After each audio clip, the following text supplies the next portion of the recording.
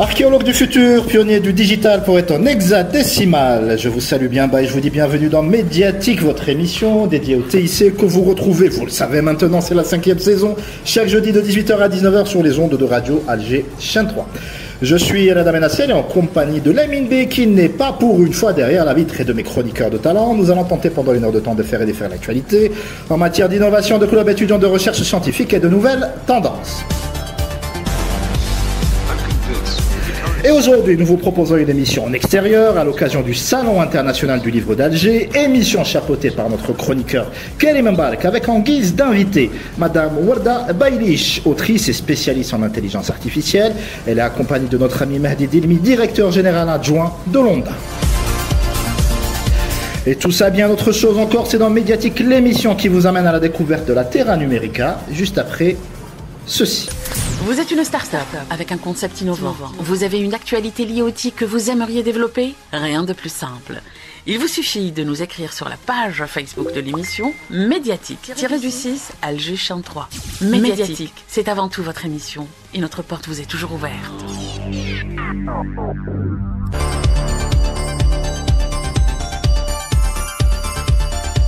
Et vous êtes à l'écoute des programmes de radio Alger Chaîne 3. Reda Menassel derrière son fidèle micro pour vous servir, accompagné de mon réalisateur Lamine B et de mon chroniqueur Karim Mbarek. Nous sommes à la SAFEX à l'occasion du Salon international du livre d'Alger. Les technologies d'intelligence artificielle, vous le savez, se sont déjà immiscées dans l'univers de la création.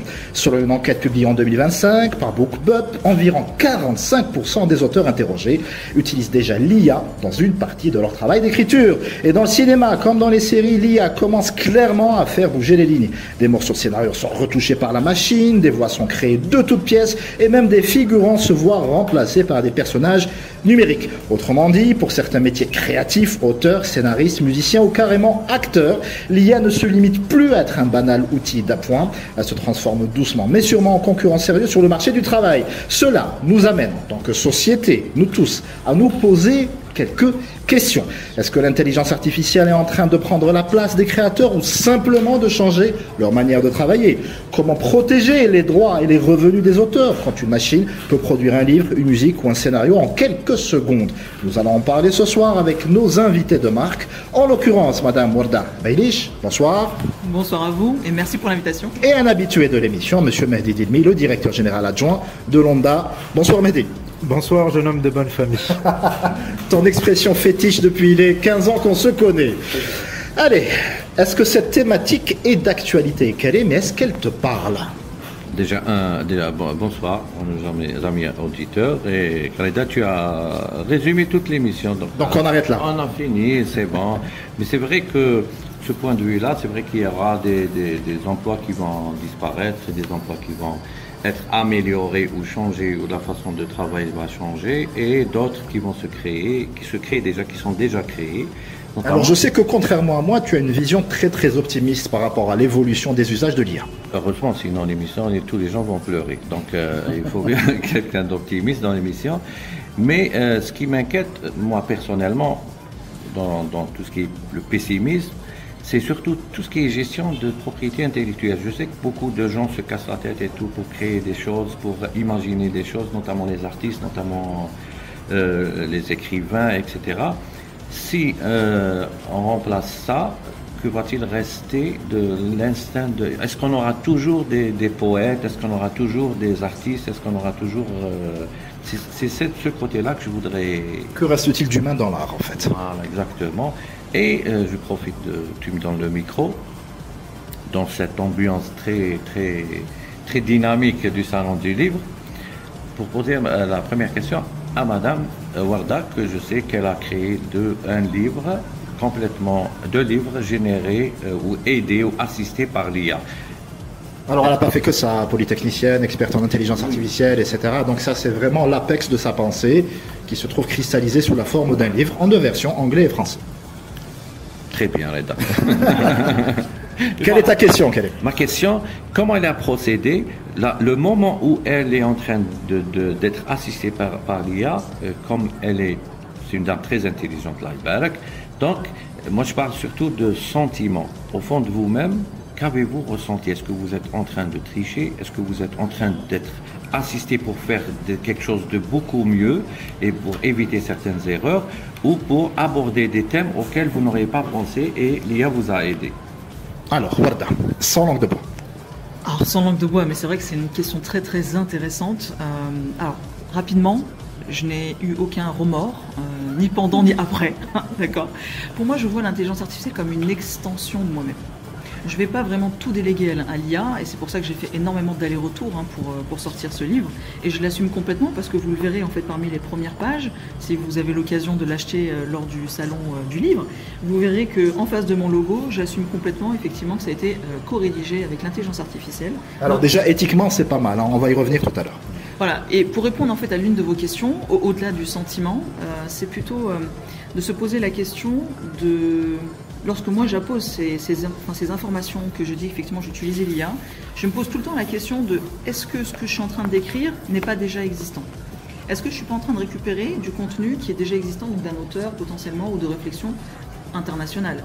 Donc ce que je faisais, c'est que je prenais vraiment mes réflexions, que je mettais dans le prompt, donc au niveau en fait, du texte, hein, pour ceux qui ne comprennent pas c'est quoi un prompt. Donc lorsque je dialogue en fait avec ces systèmes intelligents, dans ce texte-là, je mets vraiment mes réflexions en mettant dans les configurations du chat GPT comme quoi je ne veux pas enrichir le modèle parce que du coup j'aurais transmis toutes mes idées pour enrichir le modèle du chat GPT.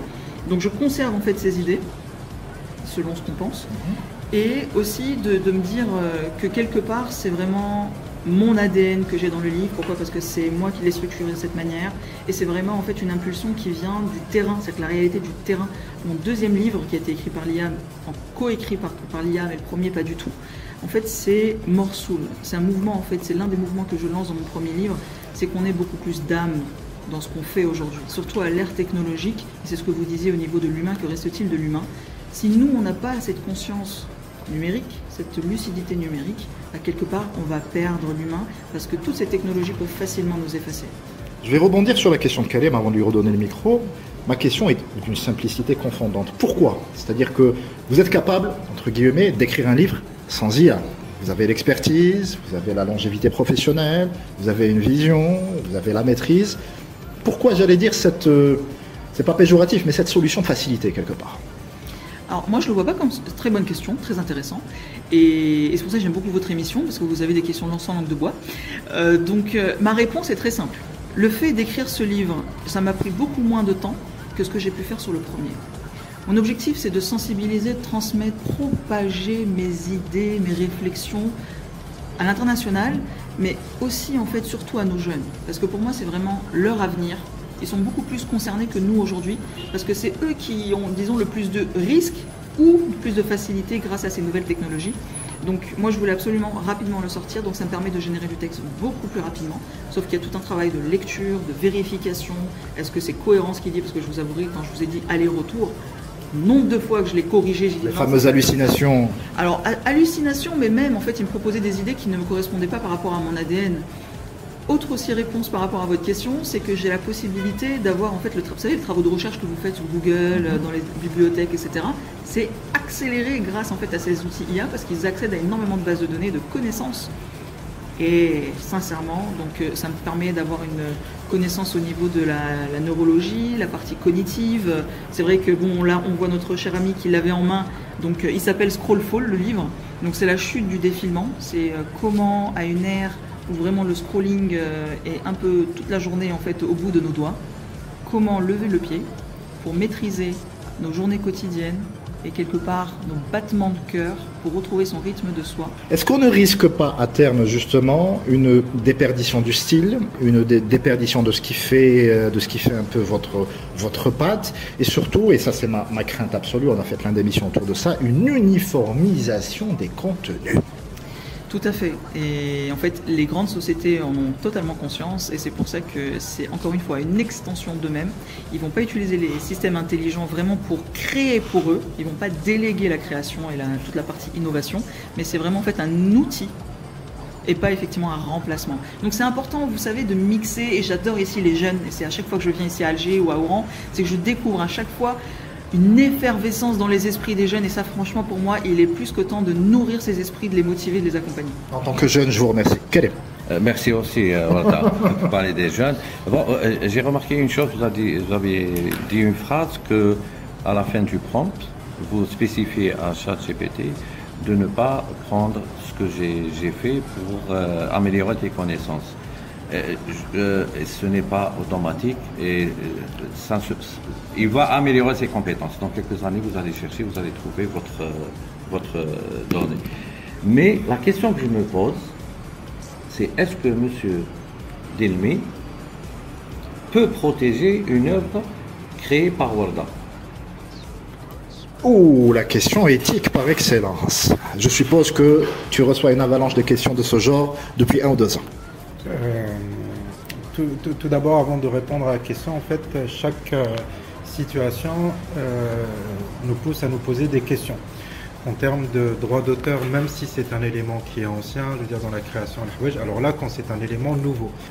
Sur ces questions, en fait, il est très important éventuellement d'agir soit comme un détective, soit comme un médecin. C'est-à-dire qu'on va éventuellement, avant de se prononcer, palper la création, comprendre la création, avancer sur certaines situations pour pouvoir avancer. Donc là, en fait, si on écoute bien Madame, elle a tout d'abord parlé de conscience. Elle a dit, c'est un livre que je n'ai pas écrit seul. C'est bien, il y a la conscience, il y a l'éthique. Mais il y a une deuxième problématique. Si vous reprenez le livre, et j'invite les gens à l'acheter pour se poser les mêmes questions que moi, bien sûr, c'est qu'il n'y a pas écrit un label constitué par l'IA, constitué partiellement par l'IA ou pas. C'est-à-dire qu'il y a une forme de publicité, excusez-moi madame, qui pourrait être éventuellement mensongère, dans le sens où je n'ai aucune indication qui me dit qu'il a également été généré par l'IA. Donc elle le dit en termes de communication, elle prouve sa conscience, elle prouve sa bonne foi, mais moi je ne vais pas écouter cette émission si je vais acheter ce livre. Donc le livre en lui-même est une affiche en soi en fait, c'est une vente, c'est quelque chose qui nous invite. J'ai eu ce débat avec un ami poète la semaine dernière qui avait liké un poème d'une jeune autrice qu'il avait complètement généré de A à Z par intelligence artificielle. Donc c'était complètement, j'ai fait le test, c'était 98% IA generated. Et elle s'était complètement attribué la paternité de ce poème. Donc quelque part, c'est malhonnête, quelque part. Les gens sont par nature malhonnêtes. Donc tout dépend de ta conscience, tout dépend de ton éducation, tout dépend bien entendu de l'usage que tu en fais. Alors que là c'est assumé, c'est clair, net et précis, et c'est surtout une aide à l'écriture. Mais ce qu'on recommande éventuellement, que ce soit pour la musique, ainsi de suite, qui est une forme de label. Création humaine, création semi-humaine, création totalement par IA. Donc là, Warda, oui, qui veut réagir. Tout à fait, c'est très intéressant. Pourquoi ? Parce qu'en fait, j'ai un journaliste ami, coach international sur la partie intelligence émotionnelle et qui conseille d'avoir en fait l'équivalent, vous savez, le Nutri-Score qu'on connaît de A à E, en fait, avoir l'équivalent au niveau de l'IA, donc de pouvoir jauger en fait la quantité de création totale, comme ce que vous avez dit, ou création partielle par l'IA. Karim qui commence à s'échauffer. Non, c'est juste pour ce qu'a dit M. Delmi est très très intéressant parce que ça se fait déjà pour tout ce qui est génération d'images, même les grandes plateformes spécifiques, c'est-à-dire vous demandent enfin est-ce que cette œuvre a été générée par l'IA. Il faut que vous cliquiez dessus. Il y a même des possibilités de faire des watermarks cachés où les IA vont détecter... Qu'on peut sauter facilement, on l'a vu avec Sora par exemple. Non, les IA vont détecter est-ce que c'est une œuvre protégée, et c'est pour ça qu'il faut avoir éventuellement les amis qu'on a un modèle algérien pour pouvoir éventuellement protéger ces œuvres. Ça, personne ne peut le modifier ou sauter. Mahdi. D'où le côté du droit moral, ainsi de suite. Et c'est là où la blockchain peut devenir très intéressante. Ça peut être un sujet qu'on pourra aborder par la suite. Donc l'idée principale, c'est que là, il y a la question du label, création humaine, ainsi de suite. Donc sur la fiche, je ne la vois pas. Sur le livre, je ne la vois pas. Ensuite, vous avez cette question que vous avez citée par rapport aux plateformes, que ce soit pour la musique, les livres et compagnie. Donc là, apparemment, votre livre a été édité au niveau d'Amazon, c'est ça ? Voilà. C'est de l'auto-édition. C'est de l'auto-édition sur Amazon. Donc Amazon est censé, parce qu'en fait, ils font beaucoup de livres avec l'IA, en fait, générés totalement par l'IA. Donc Amazon doit avoir un usage lui-même responsable sur ces volets-là. C'est pas à vous totalement. C'est à celui qui va l'éditer. Oula, Jeff Bezos responsable, je suis pas sûr. Non, il est très important que ces parties prenantes, parce que ça c'est un deuxième sujet qu'on va discuter sur les GAFA et compagnie, peut-être plus tard. Mais donc il y a l'usage. Maintenant, si on écoute bien également Madame, dans l'usage, en fait, elle a utilisé l'intelligence artificielle comme on travaillerait avec un nègre. C'est-à-dire qu'elle lui a demandé... Un nègre littéraire. Un nègre littéraire, bien entendu, parce qu'on est aussi là. J'entends bien l'hébreu autour de moi, il y a tout le monde qui est là, il y a plein de livres autour de moi. Donc un nègre littéraire, bien entendu. Donc là, vous l'avez utilisé comme étant un nègre, c'est-à-dire vous lui avez donné des pensées, vous lui avez dit de l'écrire comme ça, ainsi de suite. Les prompts, c'est comme si je travaillais avec une personne. Donc même dans la question du nègre, en fait, généralement, c'est l'auteur, c'est celui qui a écrit. C'est donc l'homme politique, c'est l'auteur, ainsi de suite, qui va utiliser un nègre, mais ça sera son nom qui sera marqué. Il y aura un droit de cession qui se mettra en place entre les deux parties, le paye, c'est réglé, et voilà. Donc on rentre dans la question du droit moral, mais également sur le droit patrimonial. C'est-à-dire maintenant, la troisième question qu'on se pose, vous avez utilisé un nègre virtuel, intellectuel, un porte-plume. Voilà. Porte-plume, mais ça se dit toujours, hein, je veux dire, ça ne concerne que la littérature pour l'instant. Et donc l'idée principale sur le droit patrimonial, vous avez utilisé, on ne va pas citer le nom bientôt, mais un générateur. Ce générateur, est-ce que c'est un générateur qui est payant? Est-ce que c'est un générateur qui est gratuit ou pas? Donc est-ce que les droits vont aller vers ce cadre-là? Pour revenir à la question donc, de monsieur, donc Karim, le grand, la légende, l'incroyable, l'extraordinaire intelligence humaine, Karim. Sans IA. Karim, il y a IA à l'intérieur. Hein. Si on commence à prendre le A et le I, ça fait peur, car. Voilà. Donc l'idée principale, je ne perdrai pas le fil. Donc pour la question, oui, ça concerne tout ce qui est droit patrimonial. C'était quoi votre question, Karim? J'adore cette émission où tout part un peu dans tous les sens, mais c'est passionnant. La question était 100% humaine, voilà. Était globale et fait exprès. Ça pour lancer le débat. Elle était simple, c'est-à-dire si on la voit de loin, elle est très simple. C'est est-ce qu'on peut protéger le livre que Warda a généré? C'est bien d'avoir reposé la question, non pas pour moi, mais pour les auditeurs, pour revenir dans le débat. Mais l'idée principale, ça dépend maintenant. Donc ça dépend des législations par pays. En termes généraux, c'est-à-dire historiques, le droit d'auteur concerne la création humaine. C'est-à-dire que dès lors où il y a un robot qui rentre en jeu, donc ça ne devient plus une création humaine. Donc à partir de là, ça ne fonctionne pas. Mais il y a des jurisprudences, que ce soit aux États-Unis, en Chine, en Europe, il se pose toujours la question sur la grève des scénaristes d'Hollywood, etc. Voilà. Donc chaque pays, en fait, je vais aller déposer une plainte, il y a une jurisprudence qui sort, et ainsi de suite. Voilà, grosso modo. Mais grosso modo, l'idée de la création humaine est importante et prédominante. On fait une petite pause, on revient juste après.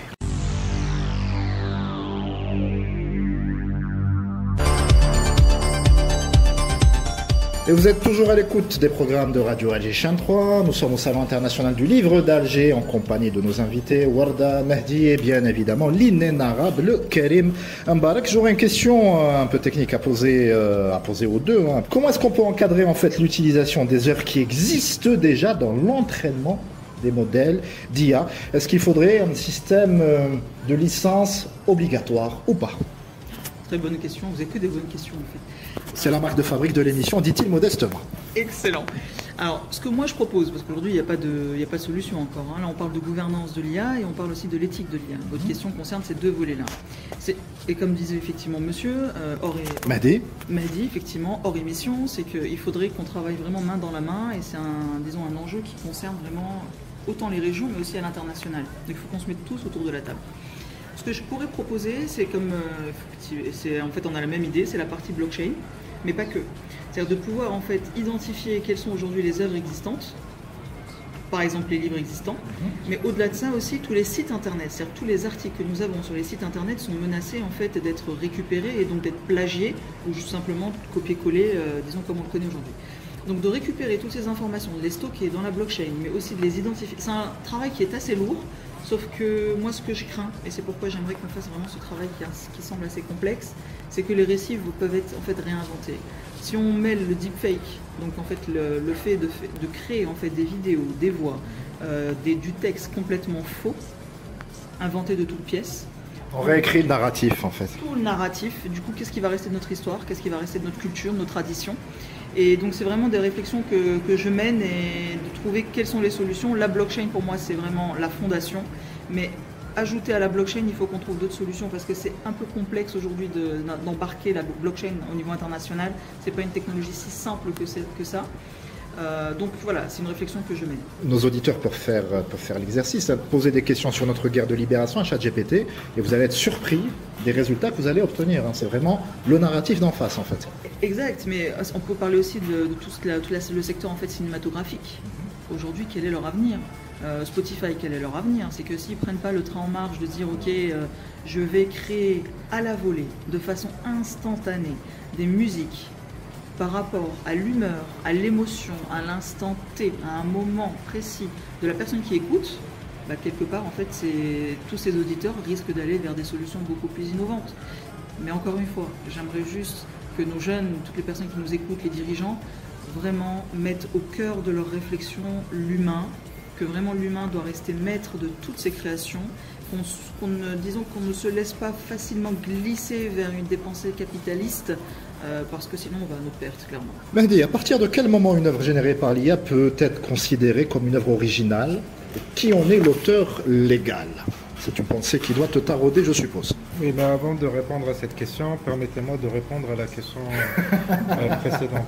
La question sur les licences, bien sûr qu'elle est obligatoire. En fait, il y a la question en fait, par rapport à l'IA et le générateur des inputs et des outputs. Ça se rejoint, les deux questions se rejoignent. Oui, ils se rejoignent, je vais automatiquement. Donc, dans le input, en fait, il va éventuellement prendre des textes, il va les faire du machine learning avec, et donc par la suite, quand je lui dirai sois triste, il va reprendre un côté spleen de Baudelaire. Et je parle moi des arbres, il va me reprendre les arbres de la Kabylie, de voilà, ainsi de suite. Donc là, en fait, il va s'éduquer avec des choses qui appartiennent à la création. Et grâce à cette éducation, en fait, il va gagner de l'argent quand il va faire des outputs, selon son modèle économique. La problématique, elle est, est-ce que les auteurs ont donné une autorisation? Ils sont représentés par des organismes de gestion collective type Honda? Non. Est-ce que par la suite, ils récupèrent une rémunération? Et pour l'instant, non. Donc il y a un combat mondial entre les différentes structures de gestion collective qui doivent éventuellement aller faire signer une licence. Pour l'instant, il n'y a qu'une seule licence qui a été signée de manière très petite et très, voilà, par accident. Mais en fait, on doit pousser véritablement les GAFA à éventuellement, ou les générateurs, les sociétés de générateurs, à véritablement signer une licence avec les structures de gestion collective et faire en sorte que les auteurs, par le biais des EGC, donc les organismes de gestion collective, donnent leur autorisation. Je pourrais éventuellement ne pas donner mon autorisation. Dès lors qu'on ne donne pas l'autorisation ensuite, il y a la difficulté de véritablement vérifier qu'une œuvre a été utilisée. Donc à ce moment précis, il y a plusieurs méthodes qui se font et c'est surtout pousser les sociétés de générateurs d'IA de déclarer quelles sont les œuvres qu'ils utilisent pour leur machine learning. Et ainsi de suite, ainsi de suite, ainsi de suite. Je vais te donner un exemple concret sans citer personne. Je n'ai pas répondu à la deuxième question. Oui, mais j'y arrive. Une équipe en Algérie, que je ne citerai pas bien évidemment, quelque part, qui a demandé à un créateur de lui générer un hymne en fonction d'un certain type de chant. Je suis suffisamment vague pour éviter d'avoir des soucis par la suite. À qui appartient cette musique, au final? Et est-ce que ce n'est pas aussi un moyen d'exploiter la manière de chanter de tel artiste pour le dévier et l'utiliser à des fins partisanes, chauvines, idéologiques ou autres? La difficulté de la création, c'est qu'elle est partout. Le modèle économique, c'est que je peux écouter une musique dans un café, et donc là aussi on rémunère par rapport à cette musique du café, c'est le but des EGC, ainsi de suite. Donc la musique est partout, donc je peux la retrouver sur YouTube, sur Spotify. Donc je peux éventuellement, par un principe de tracking, faire un machine learning et avancer sur ce principe-là. Mais il n'a pas donné l'autorisation. Tout ce qui se passe en termes d'IA, sur les bases du droit d'auteur, et ainsi de suite, est illégal actuellement, il faut le dire. Donc si je suis un artiste dont on a utilisé le timbre de voix, la tessiture pour générer un autre morceau, qu'est-ce que je peux faire en Algérie? On peut faire une expertise, vérifier, ainsi de suite, on peut déposer plainte, mais la problématique, c'est qu'elle se passe à l'international. Donc on va aussi travailler avec les structures internationales dans ce volet-là. Mais l'idée principale, c'est que je pense que je dois donner la main pour le débat. Allez-y. Karim, une question.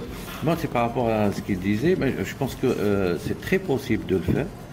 Je pense même que c'est très facile de le faire. Il faut juste avoir la base, la data qui suit. Pourquoi? Qu'en preuve, si vous utilisez n'importe quel générateur, notamment les plus connus, vous allez lui demander comment faire quelque chose qu'on ne peut pas faire. C'est-à-dire qu'il est interdit de faire, etc. Lui-même comprend, il ne va pas vous donner la solution. Mais c'est facilement contournable. Hein. Il y a des hacks, mais qui se corrigent au fur et à mesure. C'est-à-dire que si vous utilisez un prompt qui peut hacker une certaine spécialité dans ce générateur, 1 heure, 2 heures ou 2 jours après, ben, c'est réglé. Ça peut être aussi pour tout ce qui est propriété intellectuelle. Il suffit juste de vouloir le faire et est-ce qu'ils veulent le faire? Parce que s'ils le font, ça va diminuer beaucoup l'utilisation de l'IA. Warda. Alors, je voulais rebondir parce que c'est vrai que ça, c'est vraiment le monde idéal. Sauf que la question que je me pose aujourd'hui, et je vous partage cette réflexion, c'est comment on peut protéger l'auteur, sachant qu'aujourd'hui déjà il y a des plagiats, il y a effectivement des problématiques en fait de récupération, autant de la propriété intellectuelle, on peut parler d'innovation, on peut parler d'auteur, on peut parler de beaucoup de choses, de création de façon générale.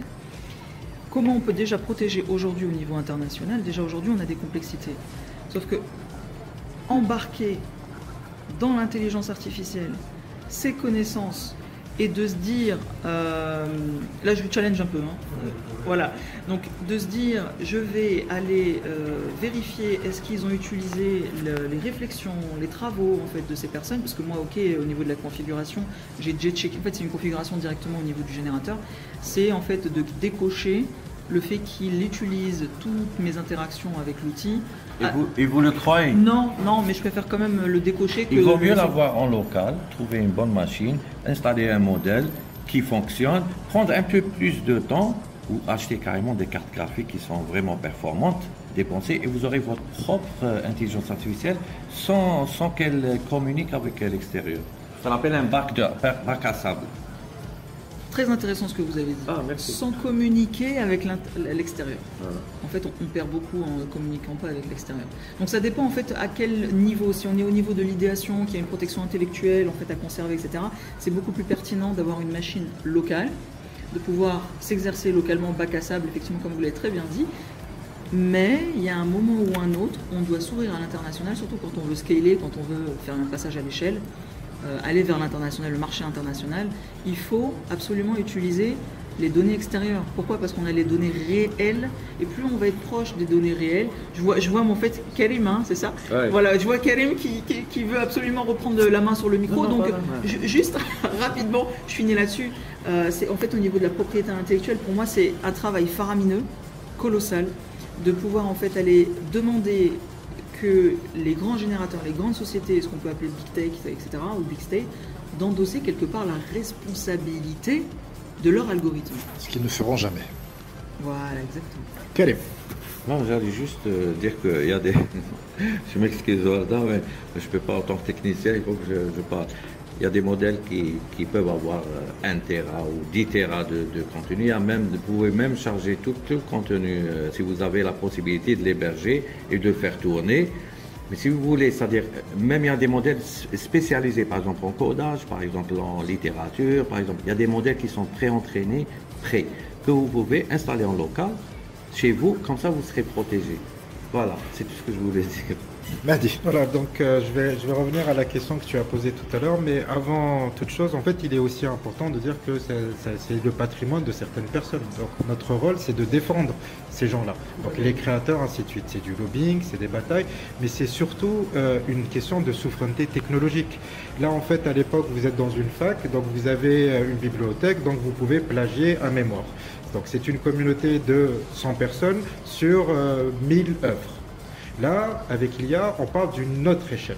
Mais l'autre échelle de l'IA n'a pas été basée avec 100 personnes et 3000 œuvres. Elle a été basée sur des bases technologiques de métadonnées. Donc pour répondre à ce phénomène-là, il faut répondre sur des bases de métadonnées et aussi de technologies. Et la majorité sans consentement. Parce que quand ils ont commencé à enregistrer de la data, des livres, etc., ils n'ont demandé l'autorisation à personne. Ils n'ont pas demandé l'autorisation. En fait, vous avez toujours été en tant que public, je dis vous, parce que je ne me considère pas comme étant humain. Donc, excusez-moi. C'est bien de l'avouer. C'est l'hologramme de Mahdi Dilmi qui est avec nous aujourd'hui. Mais c'est très important. En fait, cette question d'intelligence artificielle n'est pas nouvelle. Elle est ancienne, on peut reprendre Asimov et les 3 lois. Une des lois disait qu'on ne devait pas porter atteinte à l'humain, le créateur est humain, l'émotion humaine est humaine. Donc là, on porte atteinte à l'humain. Donc si on reprend Asimov sur cette question-là. Deuxième élément, la crainte à l'époque, dans le monde littéraire, artistique et musical et cinématographique, c'était la question en fait de la singularité. Le jour où le robot prendra le contrôle, là, il prend le contrôle sur l'emploi. Mais troisième élément, il ne faudrait pas oublier que c'est le public lui-même qui rentre dans ce monde-là et qu'il s'intègre dans un monde soit par curiosité pour voir comment on crée quelque chose et envoyer à ses amis, soit je veux dire, par avidité pour se faire passer pour ce qu'il n'est pas, soit pour se faire aider. Donc tout dépend de l'usage. Mais le public, c'est le produit. Donc là, à un certain moment, il y a le premier élément, c'est de travailler avec le public et lui dire faites attention sur vos données, faites attention parce que vous êtes le produit, faites en sorte d'aller voir les erreurs des créations humaines, c'est ça qui fait la force. L'IA ne fait pas d'erreurs sauf si on lui demande, mais c'est trop plat, ce qui constitue un système qui est totalement fade. Quand on revoit 6 doigts, c'est intéressant au début, ça nous fait rire. Mais ensuite, c'est très difficile de faire 5 doigts. Mais le jour où il réussira à faire ces 5 doigts, est-ce qu'il y aura l'émotion? Donc toute la question est là. Donc moi, je pars du principe que c'est une construction technologique fondamentale. Elle est importante, comme le cinéma est venu sur la peinture, la photographie. Maintenant, je pense que nous devons véritablement bien réfléchir pour savoir quel type d'usage nous allons en faire, parce qu'on peut l'utiliser en médecine, on peut l'utiliser pour le forage, on peut l'utiliser pour beaucoup d'éléments. Donc l'idée maintenant principale, c'est de travailler sur l'humain, comment il doit utiliser l'intelligence artificielle, et travailler aussi sur les créateurs, comment lui aussi peut travailler sur ce principe-là, créer quelque chose encore de plus innovant et plus nouveau et beaucoup plus sympathique. Karim. Mehdi, j'ai une petite question. D'habitude, à Landa, c'est-à-dire, est-ce que c'est, je pense que c'est des réactions par rapport aux gens qui viennent se plaindre qu'ils ont été plagiés, etc. Ça commence déjà ou Non, là, ça commence tout de suite, c'est toujours là, ça a toujours existé en fait. Voilà. Mais là, on est sur une nouvelle échelle. Voilà. La prochaine échelle, je pense que ce sera proactif. C'est-à-dire, est-ce que c'est possible? Imaginons qu'il y ait un petit data center qui va scraper le web, qui va avoir son propre modèle parce qu'il aura saisi toute la data de protection, tout ce qui est image, tout ce qui est œuvre, tout ce qui est bouquin, etc. et va scanner tout le temps le web à la recherche de plagiat, c'est-à-dire de gens qui vont pirater des choses. Je vais vous répondre très rapidement. Dans les structures mondiales, en fait, aucun pays n'a fonctionné seul. Donc l'idée principale maintenant, c'est de constituer la database, de numériser toutes ces œuvres, de faire en sorte de les intégrer sur des algorithmes qui vont faire des recherches sur le net et faire du j'adore dire scrapping, de faire du scrapping. Et ça se passe déjà. Au niveau de la Corée, ils le mettent en place pour les œuvres, pour protéger leur K-pop. Du plagiat sur les sites de téléchargement ou sur autre élément. Donc dès lors que j'ai un élément, j'ai des critères et donc des pourcentages qui me disent ensuite là c'est quoi? On intègre Interpol, on intègre Afripol, on intègre notre police nationale qui va travailler avec des structures internationales. Et là on a déjà commencé à faire ce travail avec la DGSN. Mais l'idée principale, c'est possible, c'est un investissement qui est lourd, donc nous sommes en train de travailler sur un niveau régional avec les Africains. Il y a même Afrique-Simbank qui était venu lors de l'IATF dernier sur la place du Canex, on a dit vous devez nous accompagner. Ils sont prêts à nous accompagner pour investir sur une database, lancer une fédération africaine du droit d'auteur, mettre en place tous ces éléments-là, parce qu'il y a un autre élément qui est très important. Aujourd'hui, si madame reçoit un prompt sur un livre algérien, en fait, il va être nourri par une culture anglo-saxonne. C'est-à-dire qu'elle aura beau écrire sans même se rendre compte entre les lignes tous les éléments, elle va être nourrie par Lincoln. Et pas par Malik Haddad, elle va être nourrie par X, Y, Z, dans la réflexion, dans le côté inconscient des choses. Très bien, je vous propose de faire une petite pause et de revenir juste après pour la dernière partie de Médiatique. Et vous êtes toujours à l'écoute des programmes de Radio Al-Chien 3. Nous entamons la dernière partie de ce passionnant numéro de Médiatique en compagnie de Mehdi Warda et de notre Karim Mbarek national. Je vous pose une question générale, je vais te la poser à toi Karim, puis je donnerai le micro à nos invités. Est-ce que les consommateurs culturels feront encore la différence entre création humaine ou création de la machine dans une petite dizaine d'années? Est-ce qu'on ne risque pas, comme l'a dit Mehdi tout à l'heure, de perdre le sel, la singularité humaine?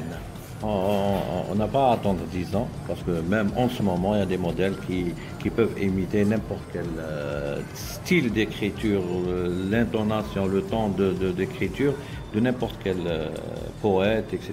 Par exemple, le morceau que je citais tout à l'heure, le morceau de l'équipe sportive qui a utilisé, voilà, etc. Et je vois des gens en commentaire qui disent c'est génial, j'adore cette chanson.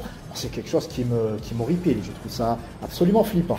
Oui, mais c'est génial, c'est vrai que c'est génial, mais il faudrait, on en a parlé plusieurs fois, D'ici que l'intelligence artificielle soit installée à 100% dans les utilisations, dans les nouveaux métiers, etc., nos références par rapport à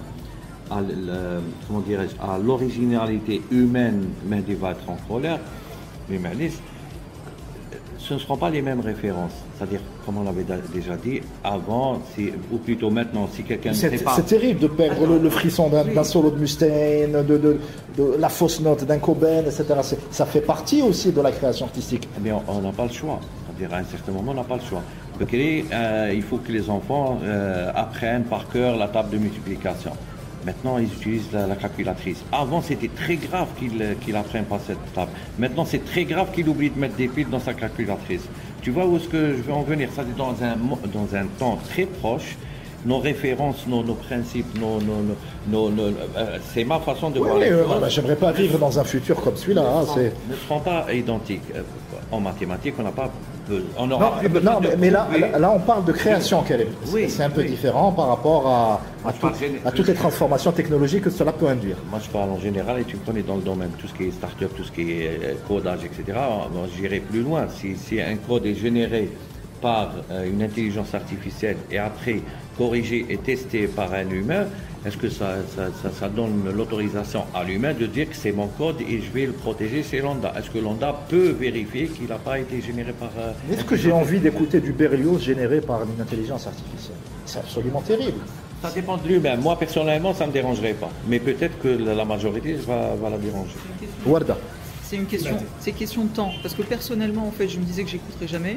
Sauf que là, récemment, on m'a fait écouter une musique, TikTok. Oui. Et sincèrement, je me suis dit, waouh, ça s'entend pas. À l'oreille humaine, ça s'entend pas en fait que ça a été généré par l'IA. Même on devient plus beau sur TikTok et c'est très bien.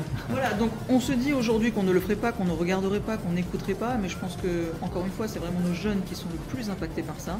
Donc la question, c'est plutôt à eux c'est plutôt à eux qu'il faut la poser. En tout cas, le vieux que je suis à écouter du métal généré par IA, j'ai eu un rejet absolu. C'est vraiment du plus profond de ma personne, peut-être que parce que je suis musicien, ou vieux aussi, mais c'était absolument insipide, absolument sans âme, c'était trop parfait. Je sais pas, j'ai vraiment eu le... Il n'y a pas de fausse note, il n'y a pas de... Il n'y a pas d'âme, il n'y a pas d'âme tout simplement. Mahdi, où te situes-tu dans ce débat, vu que tu es un grand amoureux de la littérature toi-même? En réalité, c'est une question d'éducation. Donc actuellement, la majorité de nos jeunes sont éduqués par l'IA. Ça, c'est une problématique. À l'époque, on était éduqué par apprendre la table de multiplication. Ensuite, on ramène la calculatrice. Maintenant, si vous posez la question 3 x 8... 4. Oui, mais toi, oui, parce que la multiplication, maintenant, va poser cette question. Voilà. Mais donc, en fait, qu'est-ce qu'on va perdre avec l'IA? Ça, c'est un élément très important. On va perdre aussi... on va gagner quoi d'une fainéantise intellectuelle? Voilà. Ça, c'est un élément important. On va perdre une fainéantise... on va gagner une fainéantise intellectuelle. Et le deuxième élément, en fait, on se pose la question toujours d'un côté, mais de l'autre côté, quel est le rôle des créateurs en termes de lobby de conscience et d'âme par rapport à ce monde nouveau qui est là? À l'époque, on a eu Asimov. À un certain moment, on a eu également 1984. En fait, qui dès lors qu'il y avait quelque chose qui se passait, alerté par la littérature, alerté par la science-fiction, ainsi de suite. Si on reprend aujourd'hui Asimov, les 3 lois, elles sont importantes. Voilà. Qu'est-ce qu'il est en train de faire aujourd'hui le créateur? Non pas pour survivre, parce que là il est dans une situation où il se dit je dois survivre. Non. En termes de lobby des consciences, qu'est-ce qu'il doit mettre en place quand vous avez écrit votre livre sur la neuro et ainsi de suite, ces éléments-là? Quel type de message est passé en fait? Donc en fait, on ne doit pas être dans une question de survie, on doit être dans une question d'interprétation du monde, de la beauté du monde, de ce que peut générer l'IA, ou est-ce que ça peut nous amener en termes même de science-fiction, d'alerte, et aussi de beauté, pourquoi pas? Parce que l'IA peut générer des choses qui sont extraordinaires en termes de médecine, ainsi de suite. Donc, et pour répondre à sa propre problématique, est-ce que quand tu as écouté... Je parle moi de création artistique, voilà. Oui, bien sûr. Non, mais je dis... Parce qu'en médecine, évidemment, les avancées sont fondamentales et sont formidables. Non, mais c'est ça la question, c'est de s'alerter en termes de créateurs sur le monde, sur la conscience, sur beaucoup de choses. Mais quand tu as écouté ta musique en mode métal, est-ce que tu savais que c'était de l'IA ou est-ce que tu ne savais pas? C'est immédiatement perceptible. Tu l'as ressenti. Pour un musicien, c'est immédiatement perceptible. Tu le sais, immédiatement. Et j'ai tenté l'expérience avec, tu connais mon guitariste Alamzi, pareil, on le sait, on le sent. Est-ce que tu as ressenti ce genre de jardin artificiel? Est-ce que c'est comme de la pelouse artificielle? c'est comme un footballeur. À un certain moment, quand il met les pattes sur du gazon ou là quand il met sur du gazon artificiel, et ben forcément il le ressent, il a une forme de gêne. Mais la problématique, c'était que tu as été éduqué sur le gazon normal. Le jour où tu es éduqué sur le gazon artificiel, le drame est déjà là. Donc la conscience en termes d'éducation, comment former les gens également, comment mettre en place, parce qu'à la fin, si le public achète de l'IA, le public a acheté de l'IA. Donc on a beau faire ce qu'on veut, c'est aussi une mentalité qui rentre dans un cadre d'argent. Sauf que tu sais mieux que moi, étant artiste toi-même, qu'il y a un côté subversif dans la création, il y a un côté disruptif, c'est te sortir une mélodie qui n'a jamais été générée avant, c'est vraiment bousculer un peu les conventions, etc. Tout ça est absolument inexistant actuellement dans la machine, qui ne fait que régurgiter ce avec quoi elle a été nourrie. Ma phrase est très compliquée, mais je pense que tu as compris. Elle est très claire. En fait, à l'époque même, on avait de l'IA dans les logiciels de mise en place de musique sonore et compagnie. Toujours en appoint de la création humaine. À un certain moment, en tant qu'humain, comme Madame a travaillé, pour revenir aussi au livre de Madame, elle a écrit un prompt. Elle n'était pas intéressée par cet élément-là. Elle va lui dire, ajoute-moi une erreur que je considère comme étant importante. Mets-moi du blanc et ne mets même pas du rouge. Mais ça, c'est un humain qui est aux manettes, c'est un humain qui est chef d'orchestre. L'humain restera toujours en manette. En fait, tout dépend de l'usage. Ah, je suis pas sûr. En fait, si vous n'êtes pas en manette, vous n'êtes plus créateur. C'était pour un dernier à dire ça. Vous n'êtes plus un artisan. Mais non, mais... Alors, Warda. Et Mehdi va pouvoir te répondre. Vous devenez technicien et pas créateur. C'est totalement différent. Mais c'est très intéressant. Pourquoi? Parce qu'il y a des artistes qui souhaitent utiliser les technologies pour créer. Sauf que en fait, au niveau de l'automatisation, au niveau des agents, donc on parle d'agents IA aujourd'hui, donc de pouvoir en fait automatiser les créations. Et en fait, à partir de là, en fait, c'est plus lui le créateur, selon moi. C'est qu'en fait, il a juste instillé le début en fait de la création. Après, un technicien, uniquement un technicien, un élément qui rentre en jeu. Mais c'est plus un artisan, ce n'est plus un créateur, ce n'est plus un faiseur. J'ai une ligne mélodique en tête, j'ai la construction de mon morceau, je donne ça à l'intelligence artificielle, ça émane de moi, de mon cerveau, de mes émotions, de mon vécu, et c'est l'intelligence artificielle qui va appliquer tout le côté artisanal dont parlait Mehdi. Il y a une différence entre cette démarche, qui est similaire un peu à la vôtre pour l'écriture de votre livre, et entre « Salut ChatGPT, est-ce que tu peux me sortir un morceau à la Jim Morrison, tu mets un peu plus de disto, et à la fin, voilà, tu me fais... » Ça, il y a une énorme différence. Beaucoup. Mais il y en a qui le font. Pourquoi? Parce que, encore une fois, vous l'avez très bien dit, c'est qu'il y a un enjeu économique. C'est que quand on a effectivement, beaucoup le pensent, autant au niveau individuel, au niveau de l'artisan, mais aussi au niveau des sociétés. C'est-à-dire que quand il y a un enjeu économique, qu'on a la possibilité de créer, admettons, 10 livres et de les publier sur Amazon, qui sont totalement générés, et j'en connais personnellement qui l'ont fait, c'est qu'ils ont généré... On veut des noms. Non, pas du tout. On ne pas les inviter dans l'émission. On veut des noms, pas des noms. Ah, joli. Joli. Donc, de pouvoir générer aujourd'hui, par exemple, 10 livres. Donc, un exemple concret. Vous dites à ChatGPT, peu importe le générateur, vous lui dites, génère-moi un livre sur la partie sociopolitique.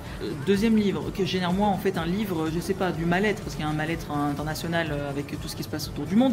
Troisième livre, à chaque fois un livre, une thématique, et lui, il va automatiquement en fait les générer. Donc, on a 10 livres maintenant, en un claquement de doigts, de pouvoir les publier et donc disponible. Quel apport de ces 10 livres à la pensée humaine Alors, très intéressant, c'est que là je suis d'accord avec vous, c'est que moi je ne le ferai pas personnellement, sauf que beaucoup, malheureusement, et comme toute technologie et à chaque ère, chaque civilisation, il y a toujours des personnes qui ont plus l'enjeu économique en priorité dans leur esprit que l'enjeu humain ou l'enjeu sociétal. D'où l'idée de Mehdi d'apposer une espèce de seal of quality, 80% d'humains et 20% de machines ou autre. Mais entre nous, qui va le faire? Parce que même au niveau du Nutri-Score, il y a des pénalités pour ceux qui ne le font pas, il y a des pénalités pour ceux qui trichent, parce qu'il y en a qui disent B, C alors que c'est du E.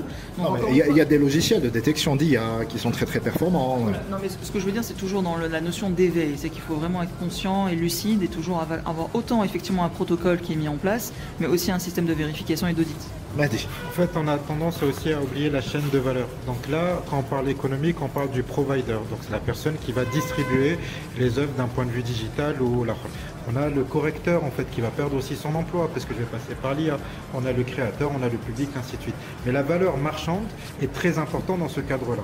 Comment faire en sorte? C'est en mettant dans le cahier de charge pour les DSP, donc les grands distributeurs digitaux et compagnie, de leur dire qu'ils doivent faire en sorte que les projets d'IA ne génèrent pas d'argent. C'est un exemple. Donc Deezer, par exemple, le côté musical, en fait, le distributeur le fait. Donc chaque année, Spotify et Deezer peuvent retirer plus d'1 million d'œuvres de leur plateforme. Ils les laissent, mais ils ne génèrent pas d'argent. Donc l'idée principale, c'est de travailler sur ces aspects-là de monétisation. Voilà, grosso modo, un travail d'éducation. Ne pas oublier la chaîne de valeur et avoir une vision 360 sur la question. Parce qu'il y a également un autre élément qui est très important, l'éditeur, le libraire, et ainsi de suite, qui sont en train de mourir par rapport à ces éléments-là. Et donc eux-mêmes, ici en Algérie, ne comprennent pas le phénomène, même en termes de musique, tout se fait en numérique. Les gens sont en train de demander des vignettes au niveau de l'ANDA, alors que toute la musique se fait, les CD n'existent plus. Donc là, à un certain moment, il faudra éduquer tous ces créateurs, toute cette chaîne de valeur, chacun à son niveau, selon un business model et selon des exigences de responsabilité, à véritablement rentrer dans un modèle économique viable pour notre économie culturelle et des industries créatives. Et surtout, d'être toujours existant dans le côté non pas que de soft power, de souveraineté culturelle, mais également d'influence culturelle, parce que nous avons une singularité une fois de plus, et le monde ne le connaît pas. Alors je sais que tu vas recevoir une délégation de tes confrères des pays arabes. Vous allez discuter de ça? Nous allons faire un plaidoyer. Nous allons faire un plaidoyer pour numériser la langue arabe et la langue amazigh aussi qui est dans la région. C'est-à-dire que dans toute la région, nous parlons arabe et amazigh. Donc nous allons faire un plaidoyer de manière à ce qu'ils s'intègrent dans ces modèles-là, aussi qu'ils enrichissent aussi les questions d'IA. Et nous devons aussi pousser à ce que nous ayons des générateurs d'IA, des distributeurs numériques qui soient de la région. C'est un modèle qui est économique d'abord, mais aussi un modèle de souveraineté culturelle qui est très important. Mais ensuite, faire en sorte qu'il y ait des balises et des responsabilités pour nos générations futures. Parce que ce que nous construisons aujourd'hui, ce sera nos enfants de demain qui vont par la suite prendre le lead. Sur quelle base ils vont prendre le lead sur le monde de demain? Et ça, c'est très important. Alors, Warda. Merci infiniment, parce que là, quand on parle de souveraineté culturelle, quelque part, c'est même pas quelque part, je rectifie, c'est qu'en fait, on parle de souveraineté humaine, parce que quand on perd la souveraineté culturelle, on perd son identité, et quand on perd son identité, clairement, la souveraineté humaine est effacée. Karim, pour la dernière question de l'émission, ça passe super vite. Moi, j'ai une proposition et une question. La première, c'est une question de nos deux invités. Je reviens au bac à sable de tout à l'heure. Si un poète ou un écrivain mettait dans un modèle hébergé chez lui toutes ses œuvres pour que cette IA l'aide à faire les choses plus rapidement, est-ce que ça deviendra moins impactant par rapport c'est-à-dire à son travail? Est-ce qu'il a vraiment fait du travail ou pas? Ça, c'est là, je ne sais pas si c'est clair. C'est la même question qu'on a posée par rapport au seal of quality de tout à l'heure. La deuxième question, est-ce qu'on peut, tout à l'heure vous avez parlé de ça, Mehdi, c'est utiliser le blockchain pour au moins commencer en Algérie, ce n'est pas compliqué, aller vers des universités et des étudiants qui peuvent vous aider, en même temps ils découvrent ce que c'est que l'ANDA. Donc oui, cette question est importante. Nous avons créé il y a 2 ans un incubateur pour les industries culturelles et créatives, et lors de la 2e édition de 2025, on a des jeunes qui viennent d'une université qui sont en train de créer un principe de blockchain. L'incubateur, c'est Mobadarat. Mobadarat, en fait, 2e édition. Donc c'est un incubateur avec l'école supérieure des affaires pour intégrer le côté affaires. Il y a les affaires étrangères, bien sûr, ils aident partout, hein, mais il y a le ministère de la Culture, il y a le ministère des startups, et il y a donc l'ESA et l'ANDA. Donc l'objectif, c'est de dénicher des talents technologiques dans les questions d'industrie créative, et donc cette question de blockchain, 3 jeunes sont venus avec un très beau projet de blockchain. Et donc c'est important. Mais il y a un élément qui pourrait éventuellement attirer beaucoup plus l'attention du public, et c'est peut-être Warda qui va pouvoir en parler. Warda, 2 minutes pour le mot de la fin. Parce que vous savez ce que j'allais dire? J'allais dire qu'aujourd'hui, si on remet vraiment toutes les cartes sur table, d'accord, je dirais que l'élément essentiel que nous devons avoir, c'est le courage. C'est-à-dire? Le courage d'être humain, le courage de dire non, je ne veux pas de cette technologie, non, je ne veux pas de ces usages, non, je ne veux pas que les métiers soient remplacés dans ma société, je veux conserver des humains dans ma société, parce que là il y a une vague de licenciements au niveau international, les grandes sociétés, donc c'est plutôt de se dire je veux utiliser cette technologie, je suis pour la transformation, mais j'aurai le courage, même au-delà du courage, c'est vraiment la bravoure de réfléchir assez intelligemment et humainement pour préparer les futures générations à cette mouvance technologique. Et on arrive à la fin de cette émission passionnante. N'oublie pas, toi qui m'écoutes et que je tutoie, si tu vagabondes sur les ondes, ramène du monde, notamment au Salon du Livre, et à très vite.